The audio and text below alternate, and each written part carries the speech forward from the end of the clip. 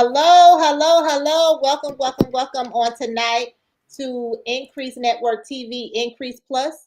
So tonight I have a special guest here with me tonight. This is therapist Christina Johnson on tonight. She is an expert contributor to Increase Magazine all 2025, and I'm excited about platforming her. Amplifying her voice and her message onto the earth so that they might be edified, God might be glorified, and that people may get the assistance and the help that they need. So listen, with no further ado, we're going to go ahead and tag some people into the live. You go ahead and be an evangelist and tag some people into the live on today. All right? We're going to do that right now. Go ahead.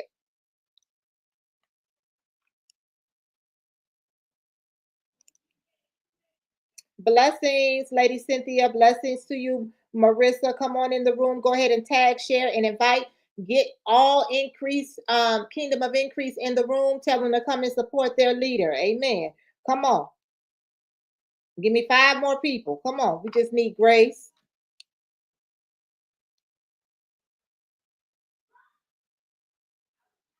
Come on in the room.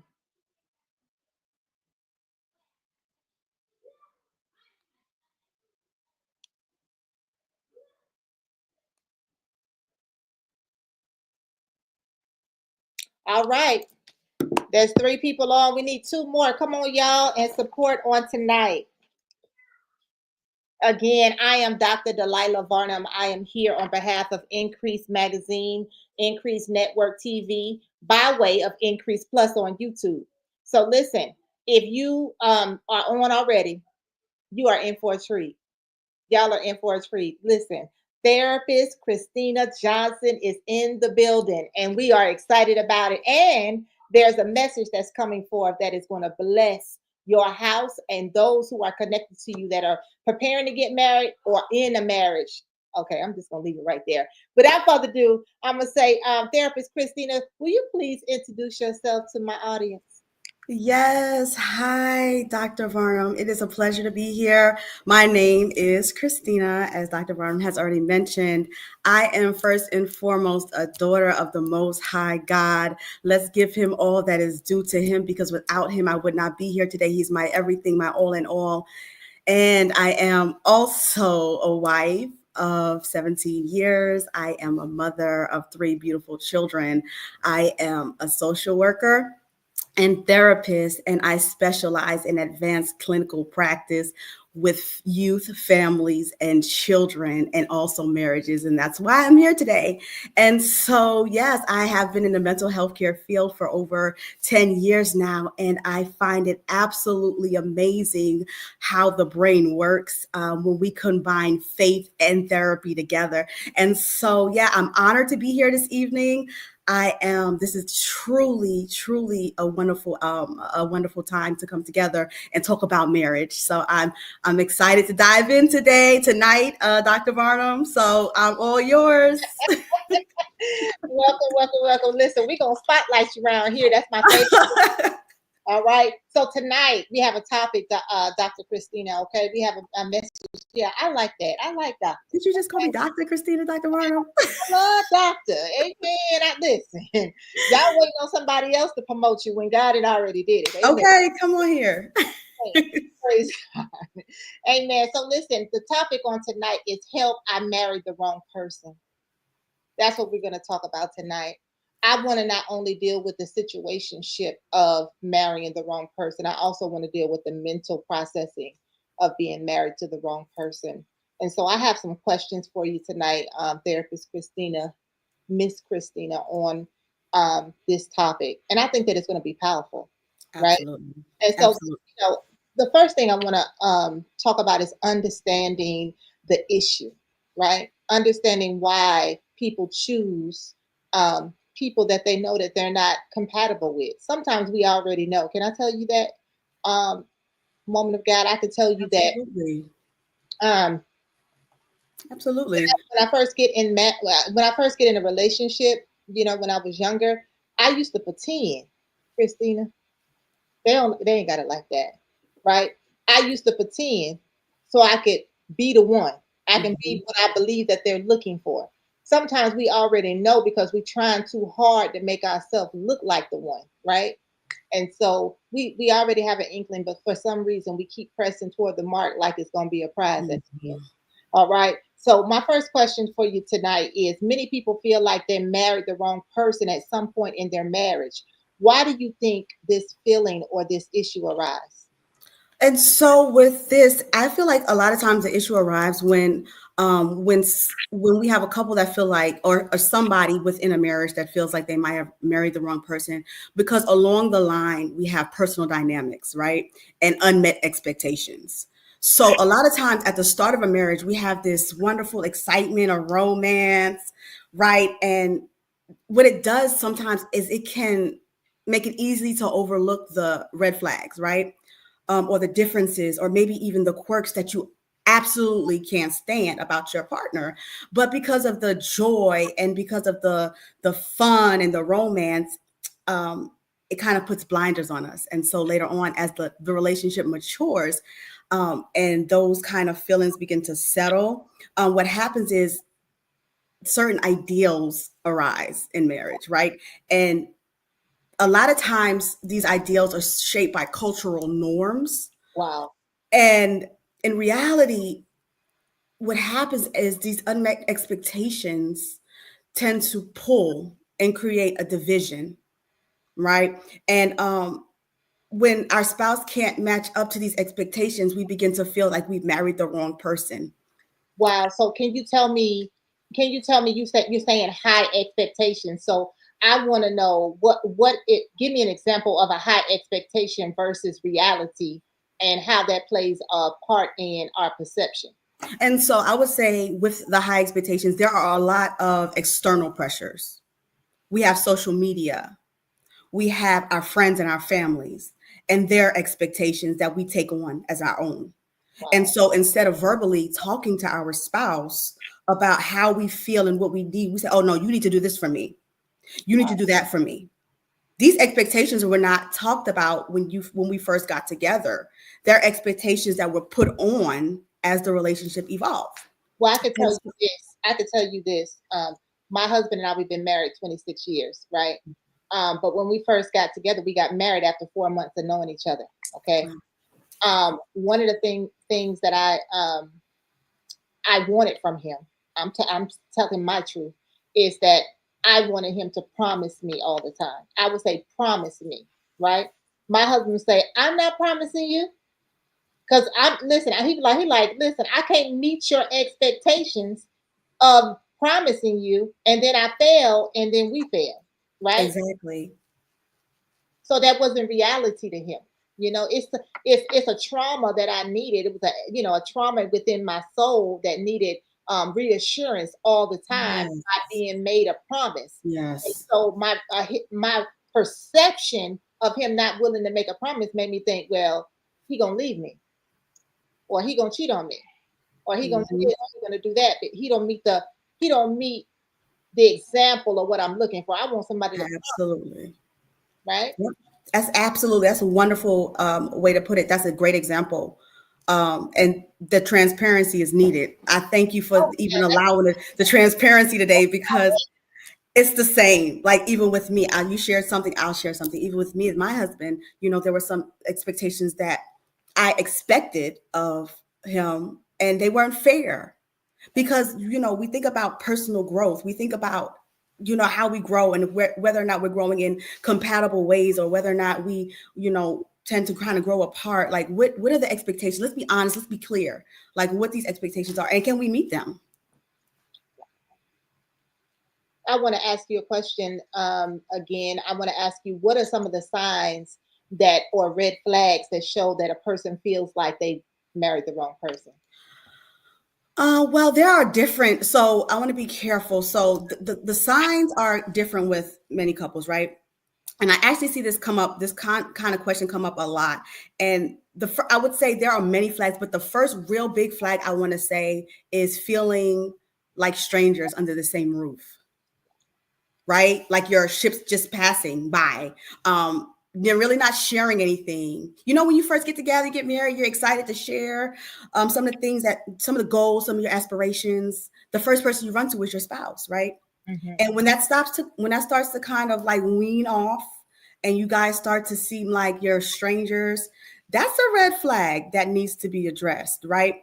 I would say another major sign would be you're constantly romanticizing yourself without your partner. Oh, wow. Yeah, that's Dr. Varnum. You could be in a store, right? And you just romanticizing yourself. I wonder what life would be without him or her, or I might be happier alone, or, that's a sign. That's mentally you're telling yourself that you're thinking about the next step is a plan. Now, what can I do? And that's how the enemy creeps into our minds, right? The next sign that I would say is another like red flag is you're feeling lonelier. Like it's almost like the first red sign, like you feel like a stranger under your own roof, but you're feeling lonelier in the presence of your partner. You could be in the same room and you feel lonely. And that is a significant red flag. And I also want to say that these flags may be there, but that does not necessarily mean that we've married the wrong person. It can mean that the relationship just really needs some serious work. It just needs some work. Help the people. Mm-hmm. Yes, ma'am. I want to say this to what you're saying because it's so powerful. But one of the things that I learned throughout my marriage, my journey, some of the things that Leon and I had to work through, one of them was major. It was probably about when we were about 10 years in, believe it or not. Wow. And we had a baby. We had one baby already.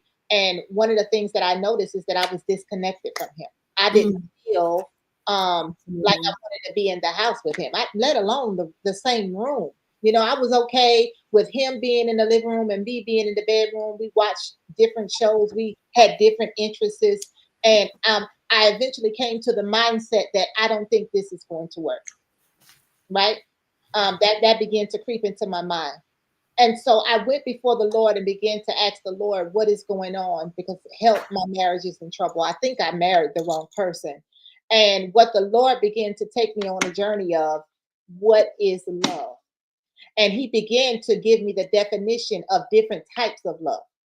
And then he began to tell me to begin to decide, is this phileo? Is this eros? Is this, what type of love is this really?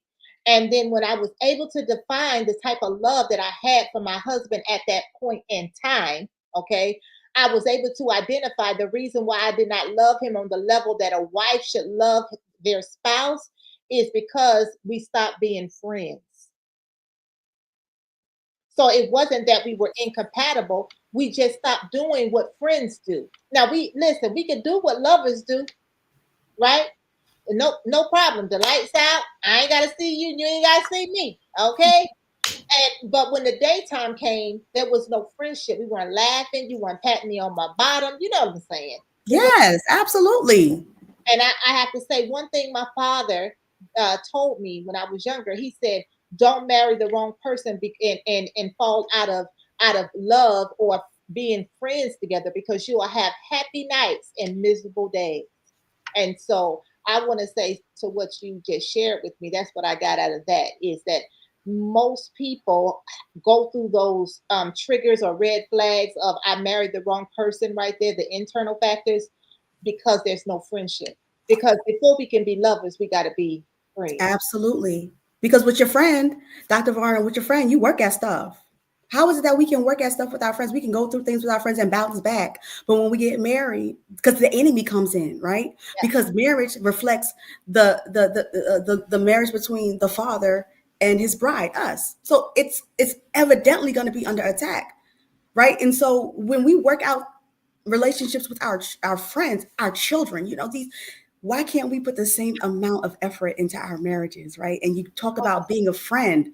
If we could do that with our literal friends, then we have to make sure we build that friendship with our husbands and our wives, our spouses, coming together and doing that. Absolutely. Yes, ma'am.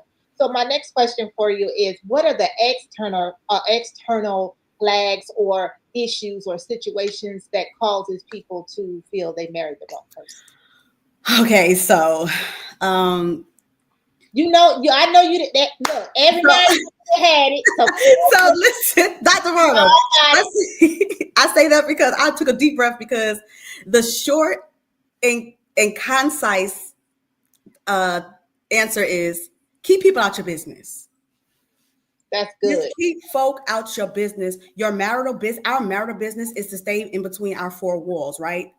Now, the more technical answer to this would be that external pressures have a significant impact on marriages and feelings of regret. You have your family, you have your friends, and also mainly if you're venting to your friends or your best friend or something at a time where you're heightened emotionally and your emotions are negative, what we're doing is we're distorting our friends' understanding in the way they look at our spouse. And so when we come back together, whether it's 2 days, 2 weeks, 2 months, 2 years down the line, we, instead of our friends healing, they don't see the healing part. They don't see the restoration that's taking place, right? And so they don't evolve with us. So they keep that distorted way of thinking when it comes to our spouse. So we have to be careful. That's one of the external stressors or social pressures, or with our friends and our family. And then you also have finances. Yes, ma'am. Number one. Ding, ding, ding, ding, Come ding. on. Like, financial struggles are one of the top reasons why they are so many divorces. Like, we have to come together and build a strong financial foundation. And so I would also say that mama. Mm-hmm. You said family. I want to call her out. The mama. That mama. Yes. Both men, that come into marriages, they're really close to their mother, and the mama keeps them, keeps a divide, because it's almost like, I had to. Okay, this may sound bad to some of y'all, but I'm just going to say it. I had to teach my mother-in-law how to stay out of my marriage. Mm-hmm. Unfortunately, right? I didn't do it like aggressively or nothing like that. I just learned that the child in me that wanted another mother, right? I had my mother, but my mother had a capacity, and that's all I'm gonna say about that. So I believe that once I got married, my mother-in-law will feel, there go expectation, will feel that empty void of what my mother didn't have the capacity to provide in my life, right? But it didn't work out like that. Really, how it worked out is she called every day to try to see if I was doing right. And I'm like, I ain't marrying your mama. Okay? So I was like, hold up, this ain't gonna work. I'm just being honest. So can we talk about? That's honest though. We need to hear that, because you said a key word, and you said a key term. You said I had to teach. We have to do that. And because if people don't know our boundaries, we can't expect them to know them. If they don't know them, we have to teach them. And so respectfully, this is my boundary. This is what I will allow, and this is what I won't allow. We have every right to do that as wives, and our husbands as well. I also see children, right? Mm-hmm. I grew. This is actually what I want to say for the next one, but I'm just going to say this: children can be an external factor, and the reason why every time I come on live, I just want to say to y'all, and I'm dealing with these experts. I'm using myself as the example because I want to make sure you get the best out of this teaching. This woman right here is highly educated.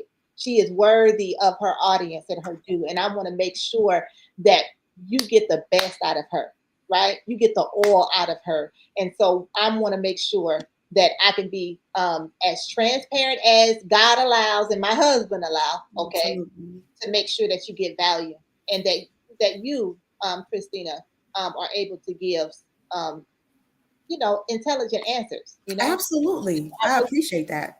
I really appreciate you. I want to ask, how do childhood experiences and past traumas impact our perception of marriage and our partner? So when I think about past childhood trauma, that's my realm, psychopathology, right? We go back into the history, and a lot of our history. What fascinates me about that is we don't know how much of our relationships and our marriages are shaped by experiences that we barely remember. Wow. in our subconscious, right?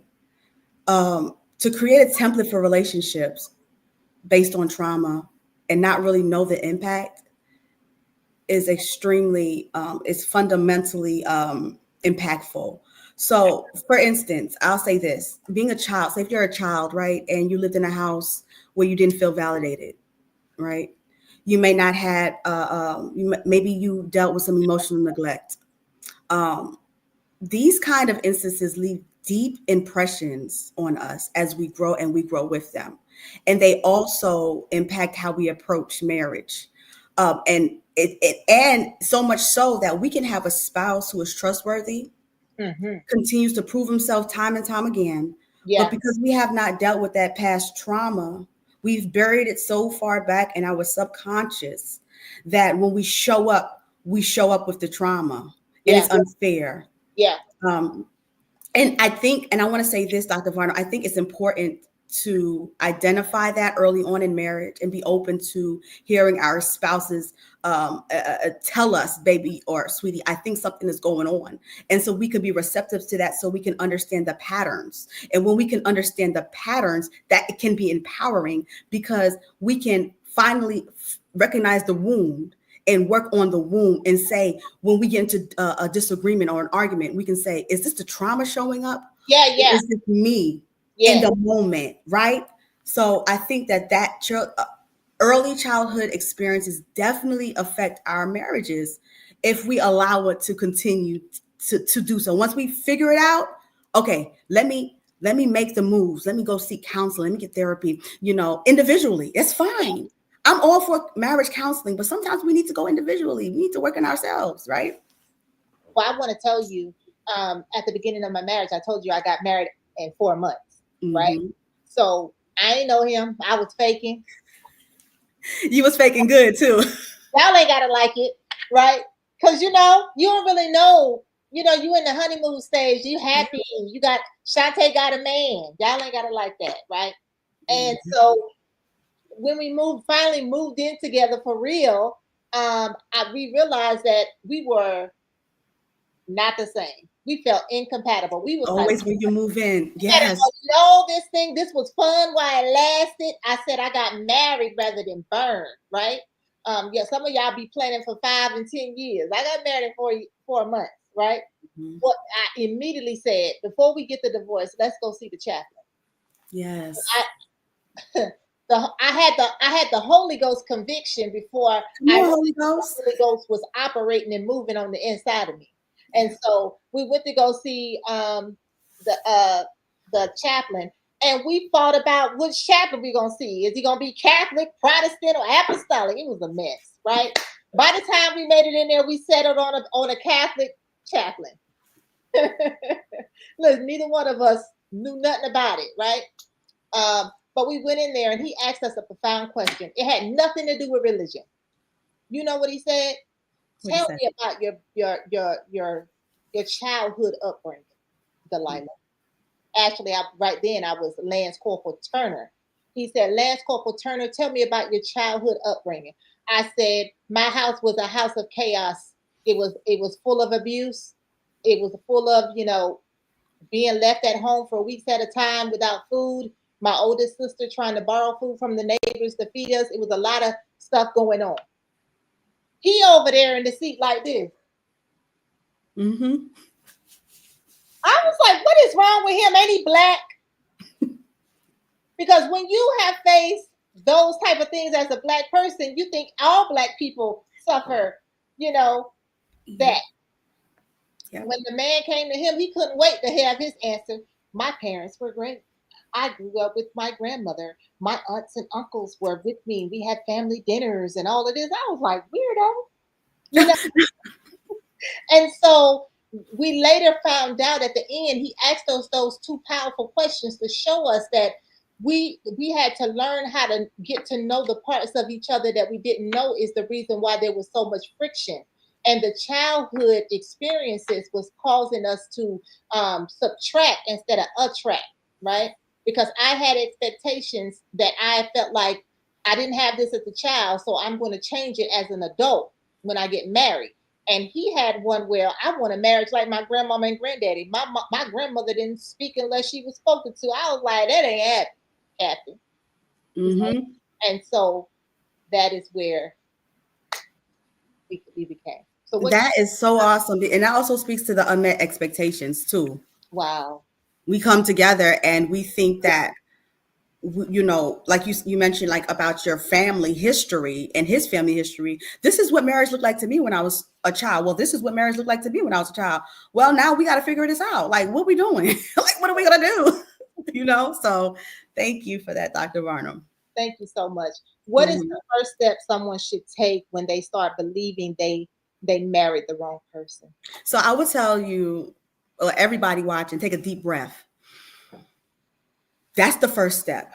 Because anytime you're questioning such a fundamental part of your life, our mind starts to spiral to the most worst case scenario, right? So I tell people all the time, just take a deep breath. You don't want to make any irrational decisions while you're heightened emotionally.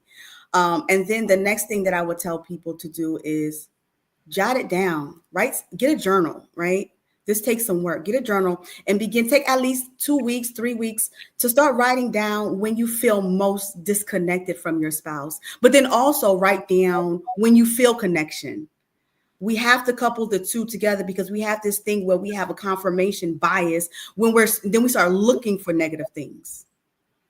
And so if we take a deep breath, and then start journaling some things down, start settling yourself and try to kind of, you know, have conversations with your spouse, seek counseling and those kind of things. So yeah, definitely the feeling of having married the wrong person is not always the truth. It's what our mind tells us sometimes because of the hardships that we're going through in our marriage and some of the past, like we talked about, past childhood traumas. Yeah, that's real good. How important is communication in overcoming the challenge, and what specific conversations should they have? Since you said try to talk to your spouse, what do I say to this knucklehead, Christina? So I want to say this at first. Marriage doubts are totally normal, right? I want to say that first. And then when it comes to communication, which is absolutely essential, the timing and approach is everything. Okay. So what I mean by that is when I say to myself, I think I married the wrong person, right? I would say, if I'm thinking something like that, I would say have small conversations with your spouse, right? Start off with I statements, I feel, because what that'll do is that will force us to have some self-reflection. Mm-hmm. And when we come with these conversations, instead of accusatory language, we'll be able to use language that involves being a team. Now we're team players. Yes, what kind of words? Okay. So we can't use accusatory words. What does that mean, babe? Those words are words that are limited I statements. Like you did this, and I feel like this because of you this and you that, right? Instead of doing that in these conversations, we come to work together. So bring your current emotions, your current feelings, expectations versus reality in marriage. Bring your core values, your priorities, these important things, and approach these conversations with curiosity rather than accusations, right? So I like to think of myself, me and my husband, as teammates, because a lot of times when we argue or we have or we disagree, you're just yelling and you're just trying to be right. Right. And you're not hearing each other. So if you approach conversation, if you sit with yourself and say, I'm going to really go approach my spouse about this, I feel like this, and don't come like you're against your spouse. No, we're a teammate. We're working at this together. Healthy debates are particularly wonderful in marriage. You can have a healthy debate, change your language. Disagreements turn into healthy debates. We're not having an argument. We're having a healthy debate. Right. And This is why I feel the way I feel. And can you help me with that? Maybe it's something in me, because a lot of times these conversations bring up something in us that we're mirroring onto our spouse. I like that. That's real good. It's the truth. Because I'm going to tell you, Christine, when I go and have this healthy conversation that you're talking about, he at fault. I just want to put that on. Okay.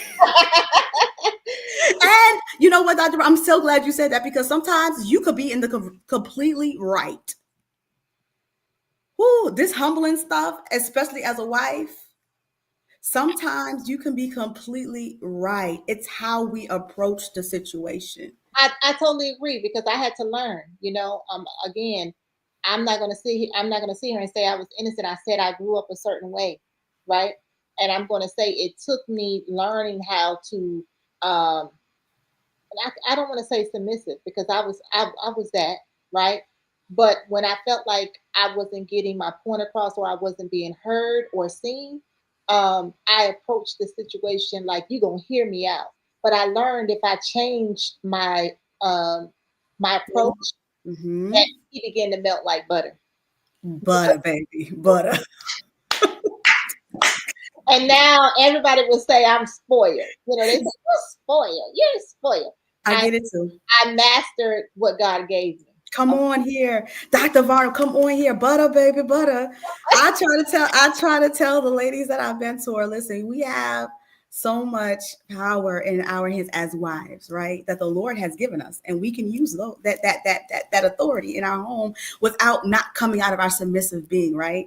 We can still be submissive, we can still be humble, but we have a voice, and we can still use our voice in a loving, courteous way. Yeah. Right. Come on. I love it. Now, sis.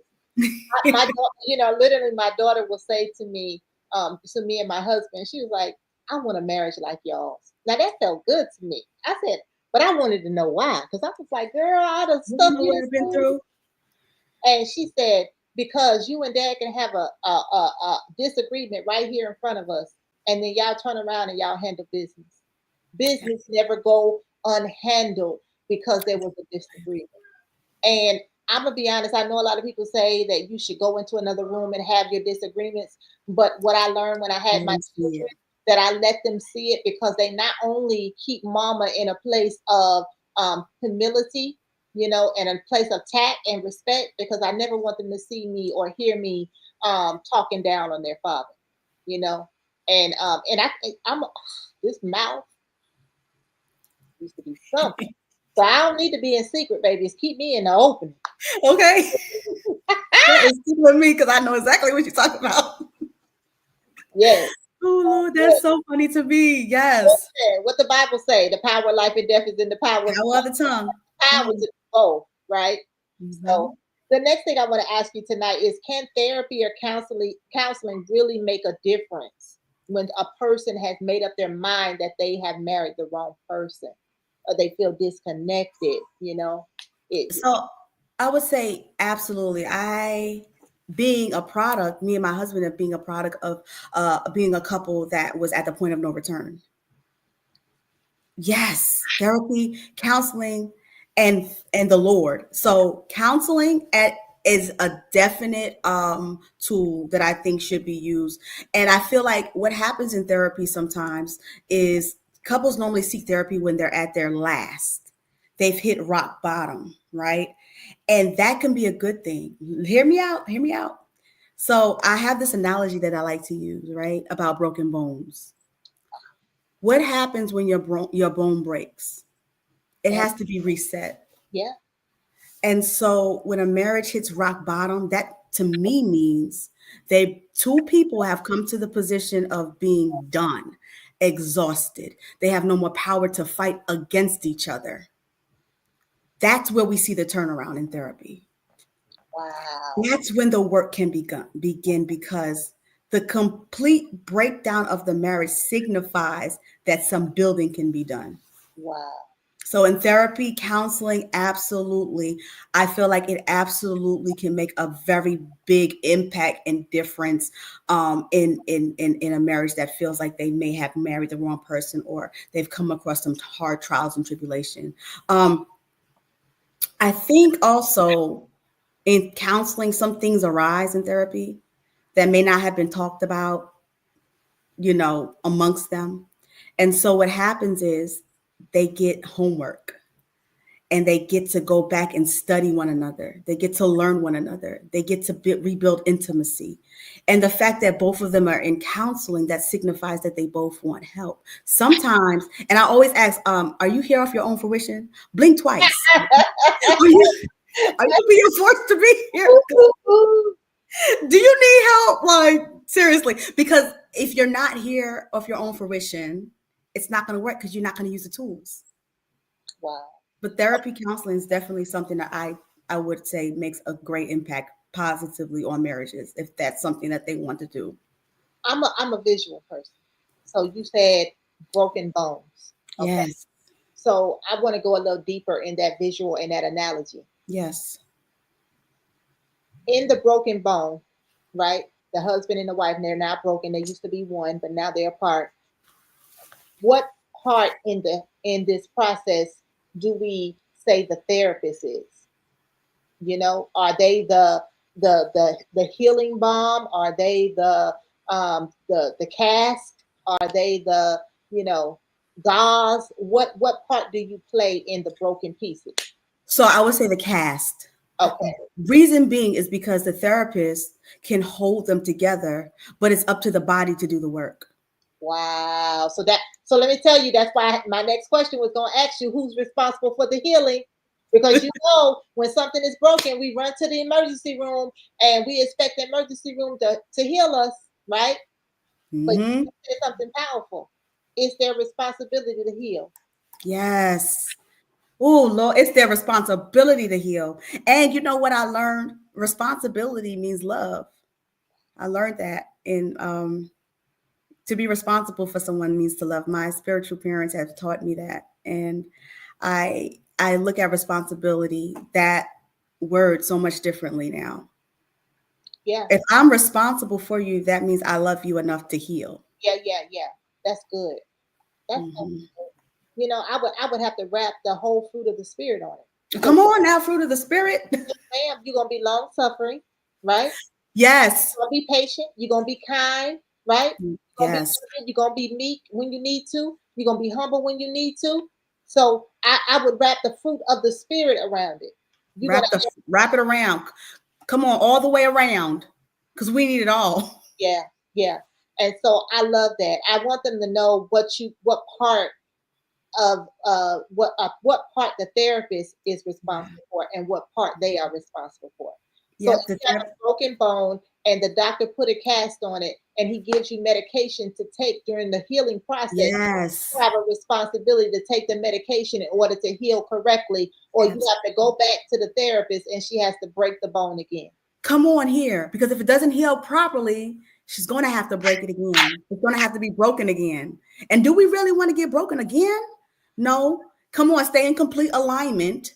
That's what the cast is for, to help you stay in alignment. The medicine is to help you heal internally. Come on. And then the body does the work. Yeah, that's real good. Yes. That's real good, because you done paid Christina all this money. Y'all hear me? Facebook.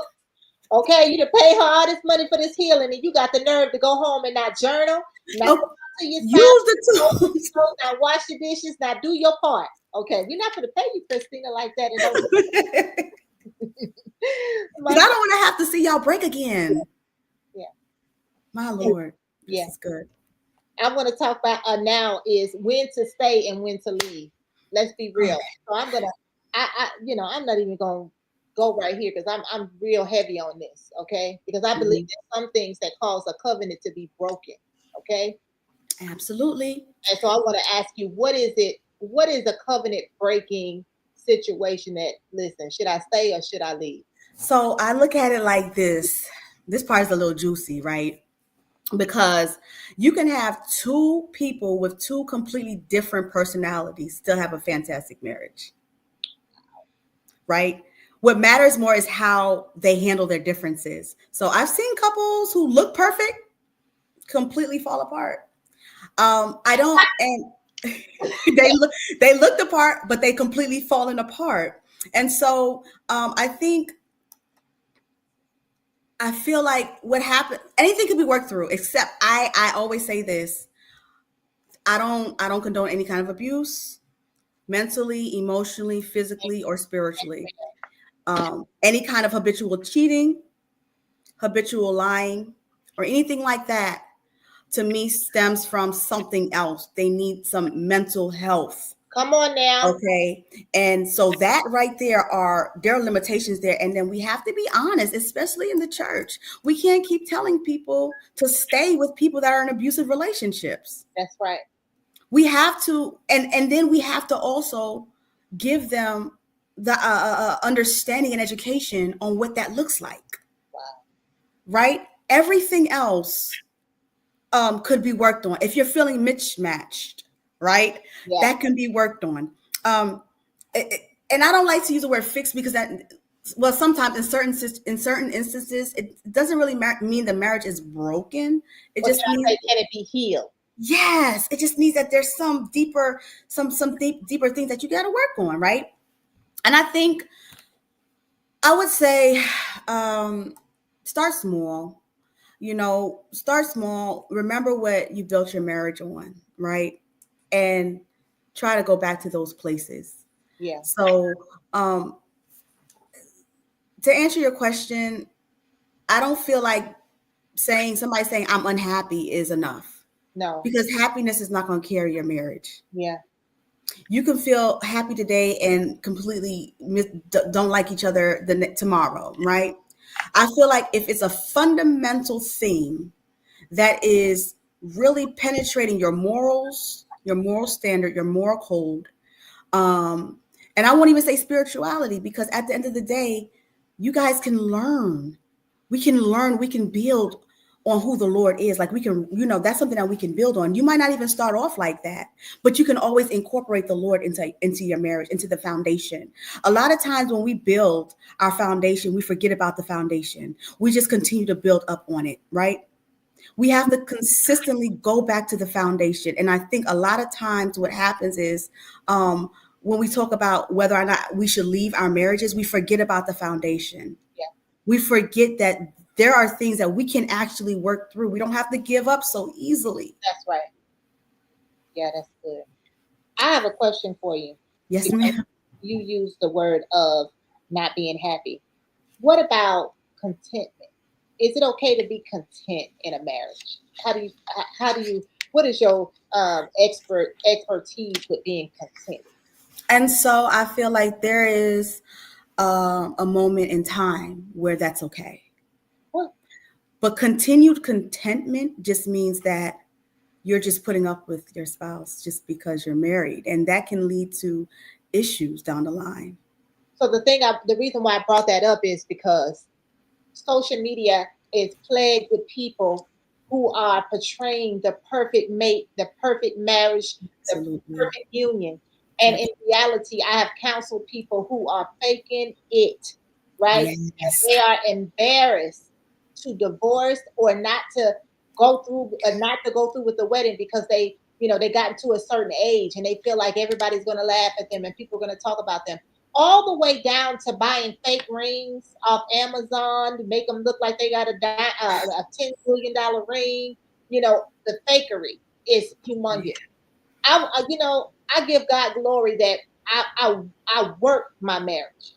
So before it became a Facebook situation, it was worked on, right? That's real what you see on my Facebook. Absolutely. When it wasn't real, he wasn't on there. Y'all gotta like that. Amen. One thing about me, I'm not gonna be a public success and Amen. a failure. I won't fake, right? Amen. Come on. And, but I can now say that what you see is the truth. What you get. And it always have been that man loved Delilah. It was that Delilah had trauma and she couldn't receive love like that. And so, and I won't take the full responsibility, but I will say that I played my part, right? And causing things to be uneasy. And so absolutely. I want to say to you, some people become content in these marriages because of perception of men. They are afraid of coming out with the truth or separating from what is fake so that they can live their truth. So contentment to me also can lead to compromise, which I believe is a dirty word. Absolutely. People I believe all the time, woman of God. What we're talking about right now is health. I married the wrong Help. person. What happens when you consent and you know your spouse is a lesbian or a homosexual? Come on here. That fixable, Christina? That rocks the boat right there, okay? No, I'm asking you. I gave you a 2-for-1 right there. Now, what do we say to these people that are content with faking for social status, right? Just to say that they're married, because you already 48 and you just now found somebody, and this person a whole crackhead out in these streets, but you gonna be content because you need Shantae need a man. My goodness. I would tell them, stop now before you drown.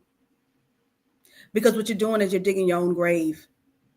Because at the end of the day, you can be content as you can put on a parade for social media, go about, but at the end of the day, when you're left alone with your own thoughts, that is a very scary place to be. When you're left alone with your own thoughts and you're looking at your partner, and now they're becoming a stranger to you. Who do you go to? Do you have a and then do you have a relationship with your my mama, because I done spent all this money. I done married this man at the courthouse, moved him in the house with us. Come on. Yeah. It will mentally destroy you. Mentally, emotionally, bring you to a low point. And now you've opened the realm for depression to come in. And now you're having suicidal ideations because you've allowed this lie to sit in you for so long, because you want the likes of other people that you don't even know. They don't know you. They don't know us. We have to do what we have to do, what's best for us. Wow. So my second question was, he a homosexual and she a lesbian. Is this healable? You gonna put a cast on our lesbianism? I'm gonna tell you the truth. I'm gonna tell you the truth. I'm gonna say this. What if I hire you and I'm not looking for your religious, your spirituality? I'm trying to make this work. What you gonna do, Christine? And so for me, I'll say this. For me, I'm at the point in my career where I can tend to certain demographics. Wow.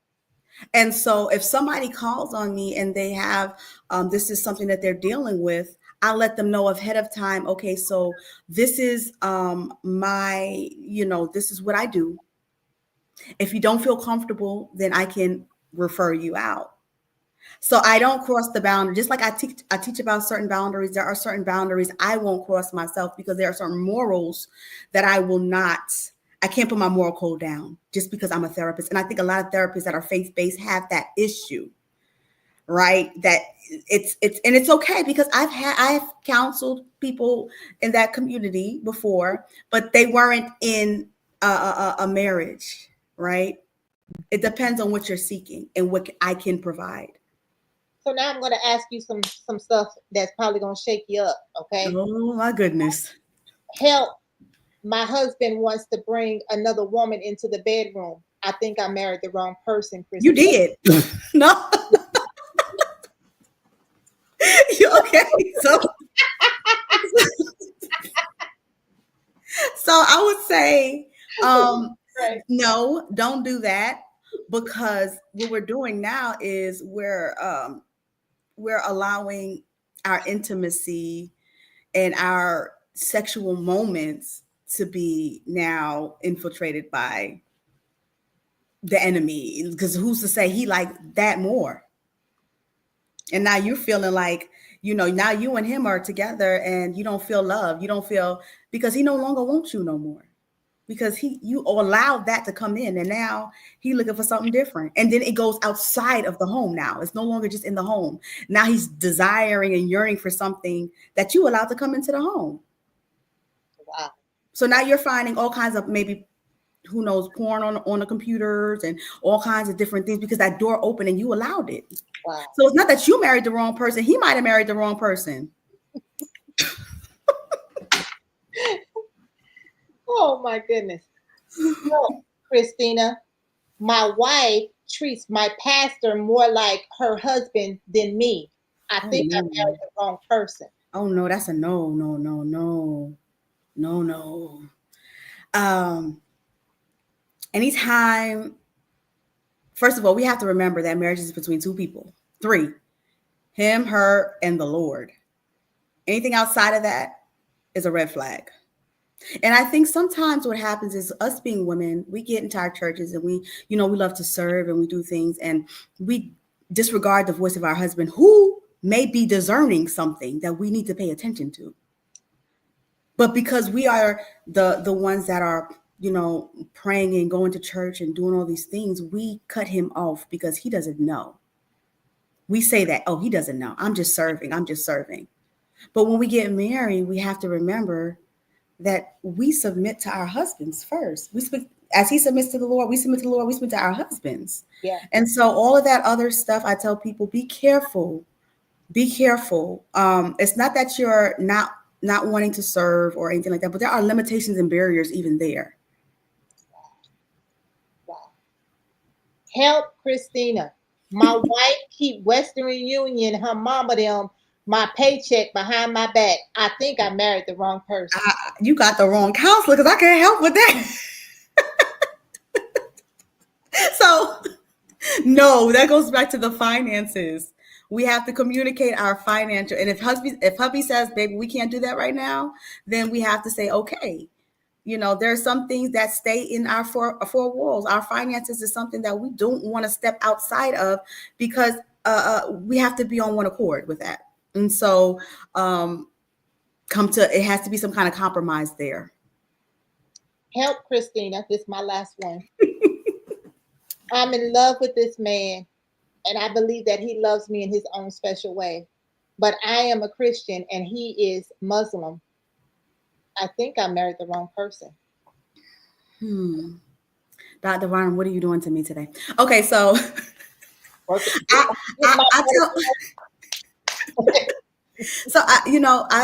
tell people, if you are of a different faith, that does not immediately disqualify you from being married. From my experience as the woman and as the wife of my home, there are certain things that I do and say that draw my husband. And so if you're married, and I also say, like, I've been asked to do some premarital counseling and stuff like that because there are some issues when we're dating that we need to address before we get married. So if you're married to somebody that is of a different religion, if that means that you both agree on something, what did you agree on? What did you agree on? Did you agree that both of you are going to be Muslim, that both of you are going to be Christian, both of you? What did you agree on? Because a house divided cannot stand. Mm-hmm. And so we need to figure out what we agree. And if you didn't agree on anything, then you need to seek counseling and be able to be receptive of that and hear of the deception that can come in that can cause you to grow apart and eventually divorce. So you have to come up with a vision for your family.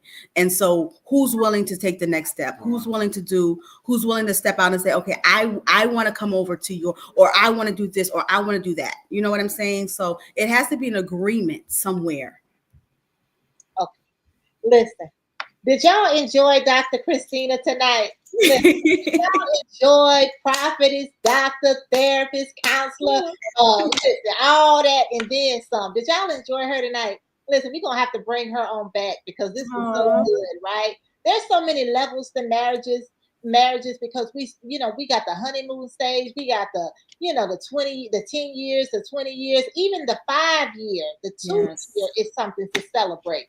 I believe that if you can make it over that 5 year mark, you're going somewhere. Okay. Yes. And so I want to say on tonight, I thank you for coming. I thank you for allowing me to spar with you and challenge you during this interview. And you shine. Thank you so much. I'm excited about that. So with no further ado, listen, I am Dr. Delilah Varnum, editor-in-chief and publisher of Increase Magazine. You have been tuned into Increase Network TV by way of Increase Plus, where we come and spotlight our featured guests that are with us all 2025. Listen, therapist Christina going to be with us all 2025, and you don't want to miss out on getting your copy of Increase Magazine. This is our latest issue with Dr. Rashida Inez on it, and we're going to have Dr. Christina in our next issue. How many of y'all want to hear more from her about marriages? Listen, we want the stank stuff, Christina. Okay, don't bring us all the good stuff. Bring us some stank on it. Oh, I got you. I got some stank. With no further ado, I'm going to ask you to leave the people with a final thought and pour out some stuff on here. I see a lot of single women on here. I see some men on here. I see some people that love you. They said that you've done a job well done, right? And that's big. So I want you to tell the people what's next, what they can expect from you, and give them some motivation about their marriages. Okay. Absolutely. And Dr. Varnum, thank you so much. I really, truly appreciate this opportunity to just come and share your platform. Thank you so much. I said a lot tonight, but I want to, for those who are seeking kingdom marriages, the main thing I want you to take away from what I shared today, and it remains a crucial truth, is that Christ must be the foundation of your marriage. Whether you begin the journey with Christ as a strong foundation, or if trials and tribulations bring you low and that draws you closer to him, the principle remains the same. If you seek to build a kingdom marriage, you cannot build it without the king. You need the king. I want you to remember, those that are married, to keep folk out your business. Come together. There's nothing. If you keep the Lord as your foundation, there's nothing that you cannot work out. There are so many people out here that have forgotten that marriage works. Marriage works. We can be successful. And I'm here to shine a light on how to do that. So be encouraged if you're married. If you're thinking about being married, or if you're married, go hug your spouse. Tell your spouse how much you love them. Encourage your spouse. Give them positive affirmations. And men, if you're married, you can give your wife positive affirmations. Affirmations aren't just a female thing. They're also things that men can do. Continue to pour into one another. Continue to speak to one another. Continue to take each other by the hand each and every day.